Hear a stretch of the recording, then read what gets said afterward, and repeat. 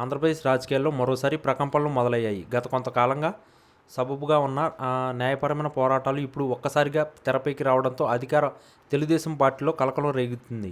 ముఖ్యంగా సామాజిక కార్యకర్త మరియు న్యాయవాది జాడా శ్రవణ్ కుమార్ చేసిన తాజా వ్యాఖ్యలు ఇప్పుడు రాష్ట్ర రాజకీయాల్లో హాట్ టాపిక్గా మారాయి. ముఖ్యమంత్రి నారా చంద్రబాబు నాయుడుపై గతంలో నమోదైన ప్రస్తుత వివిధ దశల్లో ఉన్న లేదా మూసివేసిన కేసులు మళ్ళీ రీఓపెన్ చేయిస్తానని ఆయన చేసిన ప్రకటన రాజకీయ వర్గాల్లో చర్చనీయాంశమైంది. ఇది కేవలం మాటలకే పరిమితం కాకుండా న్యాయస్థానాల ద్వారా కార్యాచరణకు సిద్ధమవుతున్నట్లుగా తెలుస్తుంది.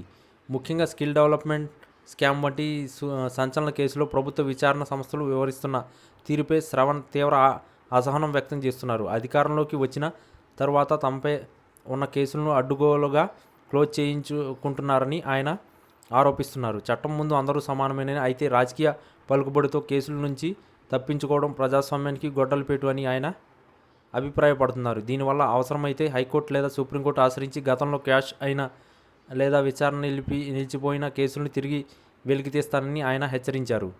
ఈ పరిణామం తెలుగుదేశం పార్టీకి ఒక్కసారిగా ఉలిక్కిపడేలా చేసింది. ఇప్పటికీ ప్రభుత్వ పాలనలో బిజీగా ఉన్న చంద్రబాబుకు ఇది ఊహించని పరిణామం. గత ఎన్నికల ముందు ఈ కేసులు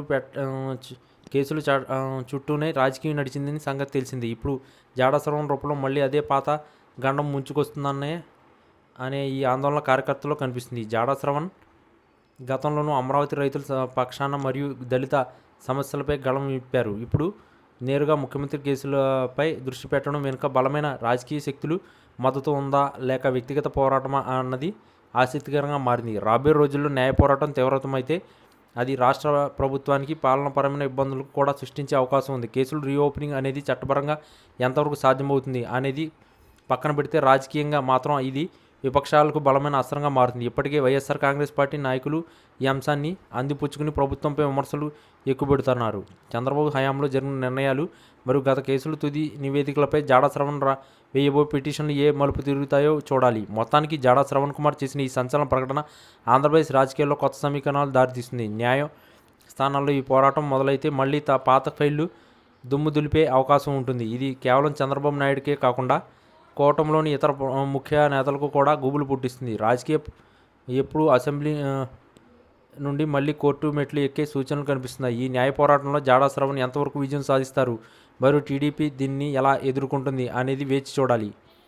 ఈ వీడియో కనుక మీకు నచ్చినట్లయితే please like, share and subscribe channel. మరిన్ని వీడియోస్ కోసం మా ఛానల్ని సబ్స్క్రైబ్ చేయడం మాత్రం మర్చిపోకండి. మీ ఫ్రెండ్స్, ఫ్యామిలీస్ కూడా ఈ వీడియోని షేర్ చేయండి. మరిన్ని వీడియోస్ కోసం మా ఛానల్ని సబ్స్క్రైబ్ చేయడం మాత్రం తప్పకుండా సబ్స్క్రైబ్ చేసి బెల్ ఐకాన్ని యాక్టివేట్ చేసుకోండి.